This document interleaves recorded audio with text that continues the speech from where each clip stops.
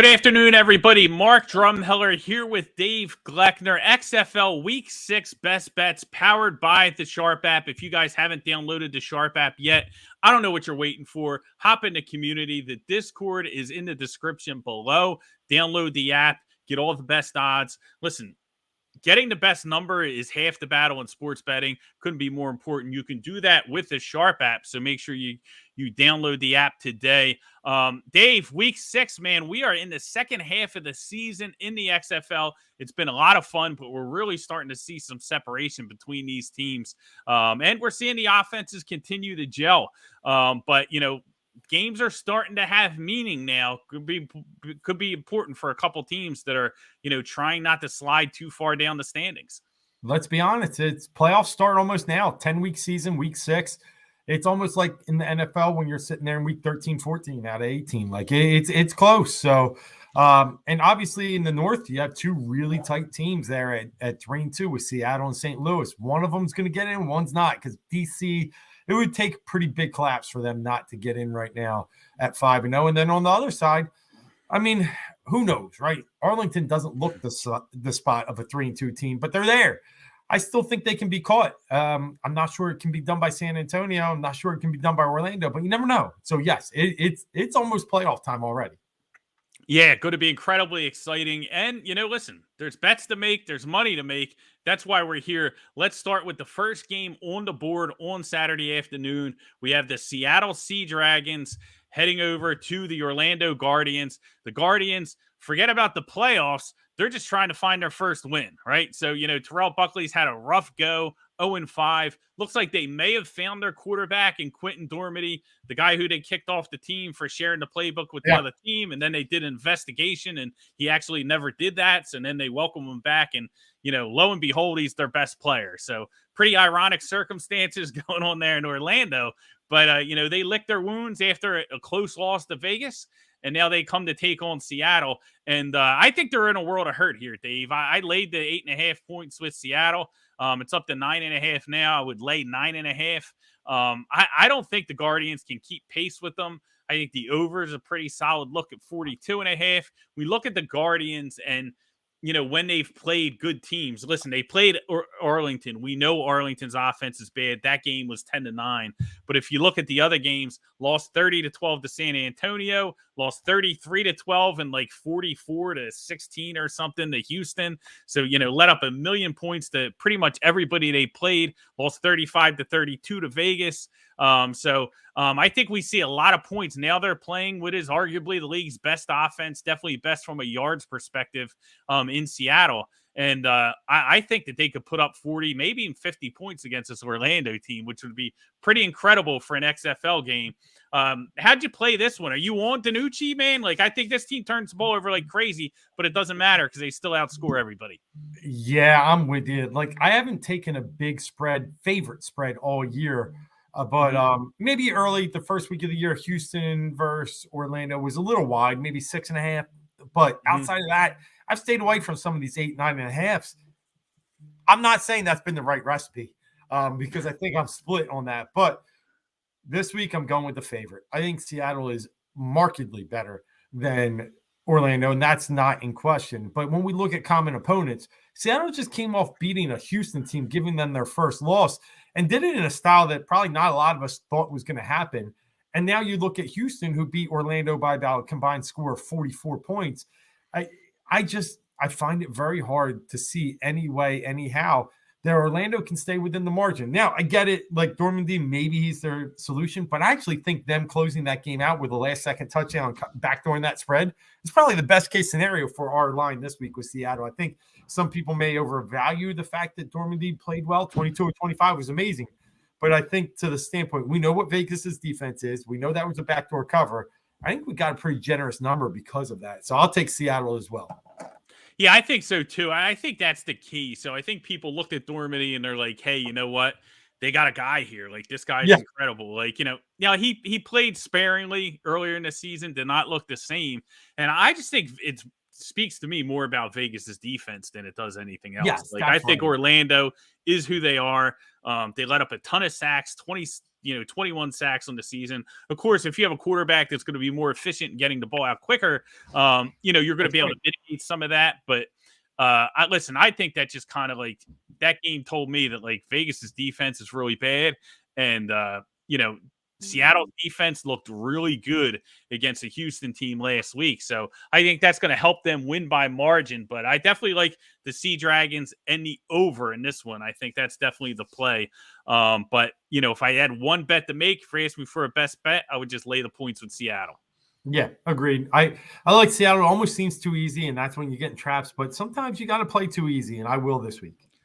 Yeah, definitely. And I think that's the thing. So, like, Orlando, the way I approach them is if they're playing a team with a bad offense and getting a ton of points, like in Arlington, a San Antonio, like, I would look to play them. I think that's a play Yep. on. You know what I mean? Yep. Even against, like, I played them last week against Vegas just because I knew Vegas can't stop anyone. So, Vegas with that defense, not good enough to lay 7.5 points or whatever they were laying to Orlando last week. But in this situation, against your Seattles, against your, top teams, DC, I'll lay that number all the time against Orlando. No problem at all. Probably the only team in the league I lay a number that big Yeah, against. But, I agree. we're going to do it. We might be getting there Yeah. with someone else. We had our. I know. Absolutely. Code is the hint. Yeah, definitely. So that's kind of the thing. So let's go to this second game on the board, and that is going to be Vegas and St. Louis. St. Louis, the Battlehawks, 2 home games. Obviously, that crowd is I think the best in the XFL. Oh yeah, they were rocking there. Now they travel on the road again to Vegas as 3-point favorites. And I think we're aligned on this one. Now, Dave, my favorite bet in this one is the over. I think at 44.5, you had to smash the over. If you look at Vegas, again, let up 32 points to Orlando. Vegas's last 3 games have landed on, I want to say it's like 40, 57, and 60 something. Like it's like they're every game they're playing now is just super high scoring. And they're going to be able to cruise right past this 44 number. Vegas's offense, I think, arguably right now, if we look at the way teams are playing, might be the best in the XFL. And I think they clearly have the worst defense, allowing 5.9 yards per play. Everybody scores on Vegas. They can't stop anyone. We saw DC kind of run right through them. Orlando got a ton of points against them. And last 2 weeks, that offense, 6.6, 6.7 yards per play. They're trending in the right direction. Jeff Bidette has been incredible for the Vipers. Vegas leads the XFL in explosive pass plays at 20-plus yards or more. So I think we see a ton of points here. And I think the difference is going to be, I'm more comfortable with Vegas being able to get stops against St. Louis than I am the other way around. Yeah, I think you're right. As far as the total goes, Vegas 4-1 to the over. St. Louis, yep. St. Louis 2-3, but they were right on the number in 2 of those games. Could have gone either way. So yeah, I like the play. I think I wouldn't be that scared. What's it, 44? It's somewhere 44, up there. Yep, 44 and a half. Yep, right in that range. I kind of like it. What I was surprised about, and I'll be honest with you, is the reincarnation of Luis Perez. I mean, we had that game where it was all Hundley, and then Hundley comes in for one play or one series against against DC. And then all of a sudden, it's all Luis Perez that game. And then it's all Luis Perez this next game. I'm surprised, but on the same breath, he's playing well. He seems to read the field well. He seems to get the ball out quick. And he seems to have that competitive spirit that you just really like. Like, I think Paxton Lynch has no competitive spirit. Some of these other guys don't. This guy seems like he wants to be there and try and win games. So from an offensive perspective, I won't call him the best like you did, but I will say that they're up there in the top 3 in the league in offense for sure. And that's something to take note of, especially going against St. Louis this week, where I mentioned earlier, not a very good rush defense. I mean, they got shredded. I mean, what happened last week, Drums? When we look at this game against the Defenders ran for, what was it, 300? No, it's close to 300 yards. I think it was 248. Yeah. The highest of the season. And they did it. Yep. And no problem. This is what St. Louis has been all year, though. They let up 100 yards rushing to Seattle, who only runs 5 times a game. Like, it's just I think there's an added advantage here with Vegas's offense. And I think they can just make enough stops against McCarron and the boys because of the lack of offensive line. I think we get through with the win here, but I'll take the 3 as well. And I lean to you. I like the over. I do, but I'm more in love with the line. I know you're more in love with the total. Yeah. Yeah, I like the line as well. I mean, I played Vegas +3. I think they're live to win the game because I Yeah. think, their defense, their pass rush is really how you beat St. Louis. And Vegas has the second highest rated pass rush on PFF. That's the one thing they do is they can kind of pressure the quarterback.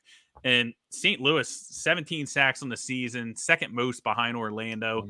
Yep. And more importantly, worst sack differential in the league. So they don't Yes, pressure the quarterback either. Right. They're -11 in sack differential. They don't get pressure on the opposing quarterback. So Vegas going to be able to continue to score.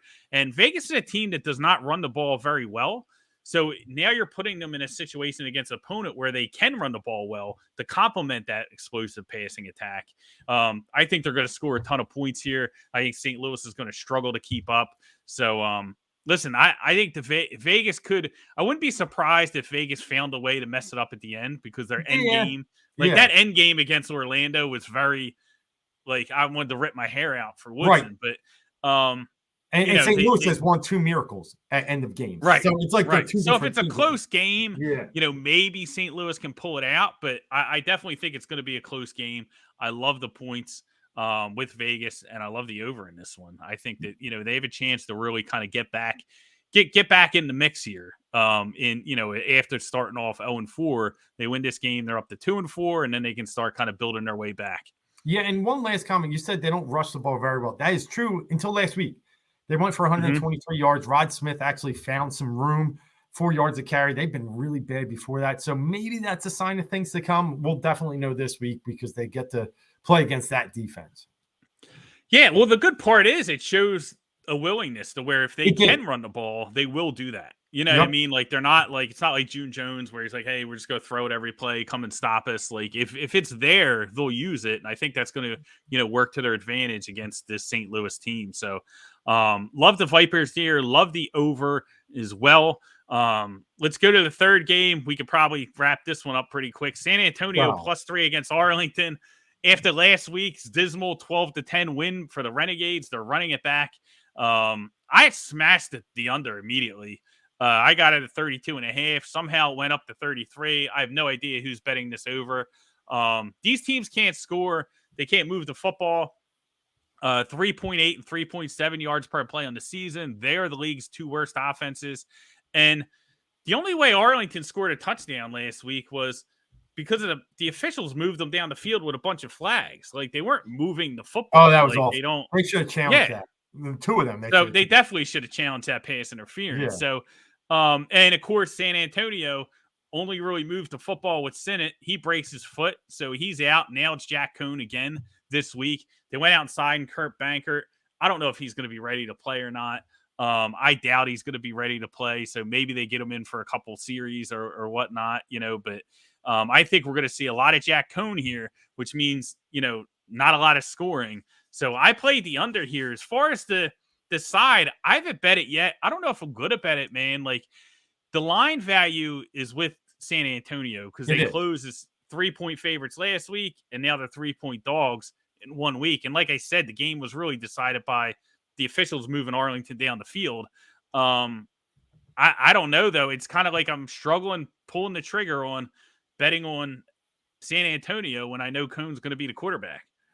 Yeah, I'm with you. But and on one side, though, I struggle betting Arlington because what if they won? They won one game at the beginning of the year, 22-20 against Vegas, right? They win that game. Where Vegas turned the ball over like crazy in their own zone. 2 defensive touchdowns, right? And then they beat Orlando 10-9. So they've won by 2, 1, and 2.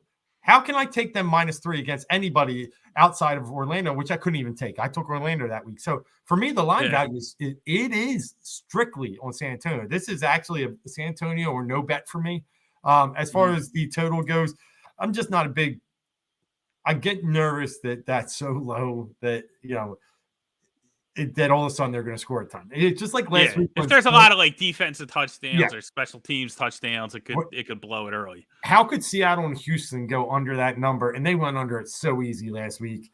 That I'm probably going to lay off, but I would tell you the under at the side. I would 1,000%. I'm not touching the over. If I just get there near game time, it's under. But I think there's value in San Antonio. I just hate saying it because Jack Cohn is so bad.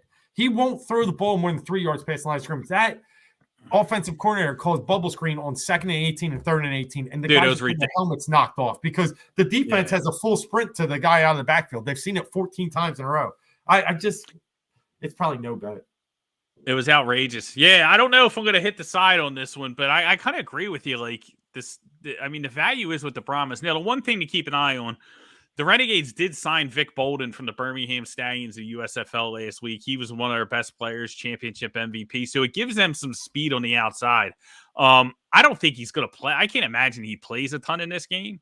So, with it being his first week, but I think that's something to kind of keep an eye on. Now, the deal is with Sloter is he had the best weapons in the world in the USFL last week. Like they had the best last spring. They had and he still couldn't move the ball with them. So I don't think it's going to make too big of an impact for Arlington, but it may give them, enough juice to where they could be a little bit better and kind of pull away from, San Antonio and Orlando in that division. But these are two bad teams. Yeah. But I'm going to say San Antonio for the record. I'm saying San Antonio, but if I bet it, it's half unit. Yeah, definitely. I think so too. I'm not sure if I'm going to touch it, but if I did, it'd probably be San Antonio, unless I get word that like Bolden's going to play the whole game, and then I'm like, maybe that changes things, but I don't know. Hard game to play from the side, but I smashed the under immediately because I don't trust either of these offenses.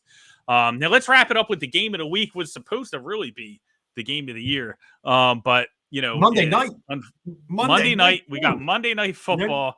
We got the Houston Roughnecks traveling to DC to take on the 5-0 Defenders.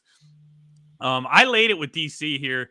DC's been bludgeoning my bankroll all season. I've been fading them. They've been covering. I finally submitted. I said, you know what? I believe it. I think that this game is more about Houston than it is about DC.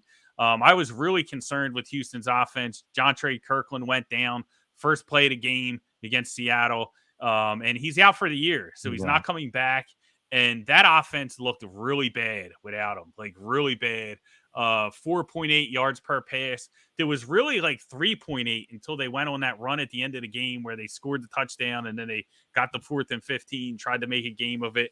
But for the majority of that game, they could not move the ball at all. And I think that's a big problem against a team like DC. I think DC is going to be able to put up points through the running game. And I just think that the loss of Kirkland kind of knocks Houston back from being like possibly one of the best teams in the league with one of the best offenses in the league to being very mediocre, like probably still better than your Arlington and San Antonio's, but I don't know if they're better than Vegas or St. Louis, to be honest with you at this point. Yeah. So I have a little different opinion. DC's been piling my bankroll. I've been very good with them this season. I've seen the value of, positive coaching and a commitment to the running game. And that's really what I think they have. And as well, a really studious defensive coordinator, I think really helps too, and Greg Williams. So they have like kind of it all. They have those kind of like recipes to winning football games, be more physical, dominate the line of scrimmage, and create turnovers. And that's what they do. But in this week, I like Houston. I just think it's about time that DC gets one of those games that just the bounces don't go their way. And it's actually shown that they've been worse at home. They've had to come back in both games at home over St. Louis and then the first game of the year, Seattle. So I think we got a shot here with Houston. I'm going to take them 2.5. I think they will be undervalued because of the Kirkland injury. And I get it. I still think, maybe the Silvers isn't as good as we think is out there. But I think mixing in Cole McDonald, maybe even a little more this week, would do them very well. And I think being able to stop Abram Smith, he's been stopped before. If they can commit to stopping him, I think, DC can't beat you in the pass game. They just really can't. And this is Wade Phillips. Like, this is him licking his chops, making them one-dimensional. I think he's got a shot to do that, and I'll take the points in this one.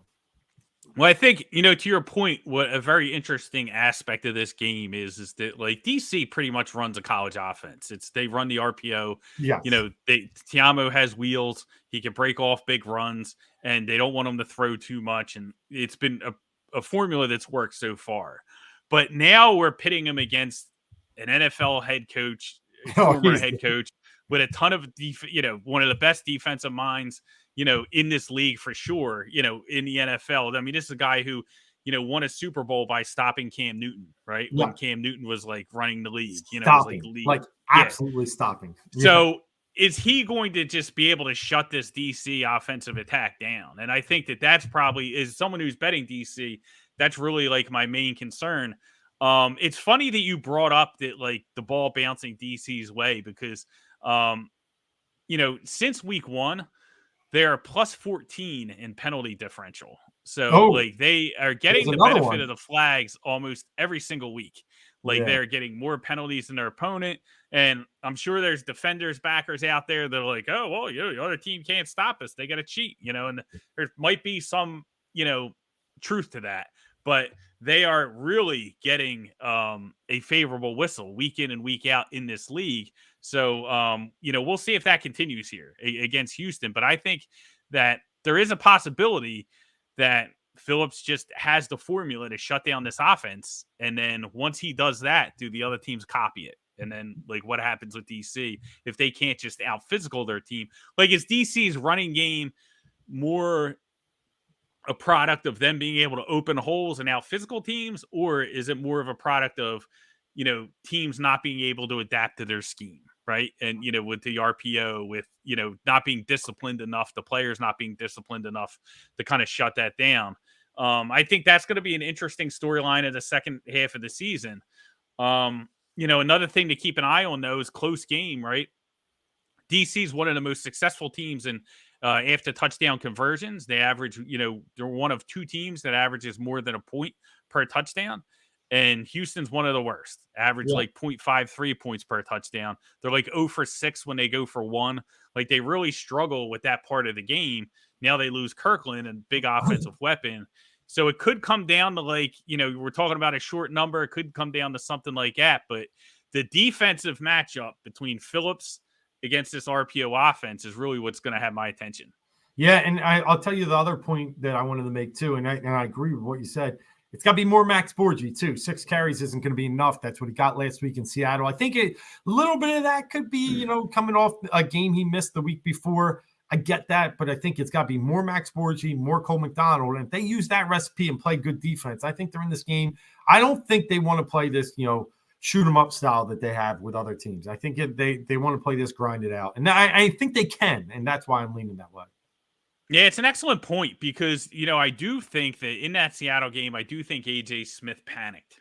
They weren't able to, like they started getting down and then it was like they were dropping them back and Silvers was getting crushed with pressure, was not handling it well, and they just continued to do the same thing. Like they got away from the running game way too early. And he was throwing he was like throwing stuff in the press box. He's a little animal. Yeah. Well, there's a lot of he is a June Jones disciple. Those guys are very close. They talk during the week. Yeah. So Seattle and Houston, like them, kind of like that was like mentor versus teacher game, and like it meant a lot to him. Like when they won the week before, when he was walking off the field, he had said something along the lines of like, "Hey, tell June Jones we're coming." Like he was like ready. Like this is a big game for Houston, and they came up very small after Kirkland got hurt. There was really nothing they could do on offense. So how did they bounce back from that? We'll see. Yeah, let me ask you one thing, because you made an interesting point before we get out of here. If you were the offensive coordinator, what would you do on conversions? Because I got my mindset. I would do the Seattle way. I'd go for 3 every time. Yeah, I will. Well, it depends on the makeup of my team, right? So I think if I had the receivers that Seattle has, or like Vegas, like I think the teams like Seattle, Vegas, like they should be going. I don't know about Houston now, but if you have like the type of receivers to where you can get 10 yards, like I would go for 3 every time. Yeah, you might get a penalty. There's so many things that can happen from the 10. Yeah. If I'm like, if I'm a team that's more built like DC or whatever, like I might go for 2 every time, but I would never go for 1. Like one's a waste of time. Yeah. Like, I think at best you're 50-50 from the 2, right? And then to me, if I am even 40% from the 3, I got more point conversion and potential than I do from the 2. So that's just my theory. Yeah. So the ones are hitting at like 46%. The 2s are at 38%, pretty close. The 3s are like 26%. But the bulk of the 3s is just Seattle, because like a lot of the other teams aren't doing it. Yeah. But again, if you just look at those numbers, like if you're only hitting the conversion at more of a 10% clip and you're getting half the points when you hit it because the people that are going for 2 are getting 2, it Yeah. doesn't work out. You know what I mean? Like, it doesn't make any sense. So you have to hit it at double the percentage that the people hitting the 2s are to kind of make it worth going for 1. And I think you see that, like, let me pull up the data real quick, but like you look at like San Antonio is a perfect example, right? So with San Antonio, they always go for 1. I shouldn't say always go for 1, but they go for 1 a lot. So they're like 5 for 6 from 1, they're 0 for 2 from 2. But from like a success rate perspective, right? They're the highest. So they convert on 63% of the time on these conversions, but they go for 1 all the time. So they're like 6th in the points that they accumulate from those conversions. Yeah, they have Right? 5 So, points. 5 points in right. 8 attempts. They So have you're 5 telling me points in 8 attempts. Right. you're telling me I just got to hit 2 threes out of 8, and I'm already better Right. than you. I got to And hit you're already better than 25%, you. and you just Yep. told me it's 26%. It's elite. Yeah. Yeah. So I think that that's kind of the key, and like seeing how that factors in. And now we have enough data to where, like, you know, I'm assuming these coaches are doing this, but they can kind of see like which teams struggle defending the 1 more than defending the 2, more than defending the 3. So, you know, they'll kind of, maybe they attack it that way, right? Like, is it opponent oriented where we're like, hey, this defense is really good, you know, against a 1, but not really good against a 2. We go for 2, or vice versa, that sort of thing. So, all that stuff, you know, we'll see kind of like unfold, but you know, this is one of the areas to where like the teams need to get better. Like, they're Yeah. not converting enough. Like I said, there's only 2 teams, St. Louis and DC, that average more than 1 point per touchdown. So Yeah. that's St. Louis, and you know, DC's gotten 15 points out of 15 touchdowns, and St. Louis has got 14 out of 13. Everyone else is below, you know, Yeah. 1 point. So that's somewhere where they got to get better, you know. And I think we'll see that in the second half of the year. And it's going to impact the totals as bettors. Like, I think we're going to see more overs. We're going to see these totals climb into the 40s a lot easier. You know, maybe the mid to upper 40s by the end of the season. But it's definitely something to keep an eye on. Yeah, awesome. So we're on the same side on 3, opposite side on 1, but man, we're close on that one. We both have a away, and we can see the other team covering. So it should be a good weekend of week 6 in the XFL. Definitely can't wait. And listen, everybody tuning in, we appreciate you guys tuning in. We'll be back next week for week 7. Like I said, if you haven't joined the Sharp app yet, I don't know what you're waiting for. Download the app, hit the Discord below. We're hitting every single sport. We got professional handicappers giving out, you know, value plays every day, all their best bets. So come join us in the Discord and let's make some money. Thanks for joining us. We'll see you guys next week.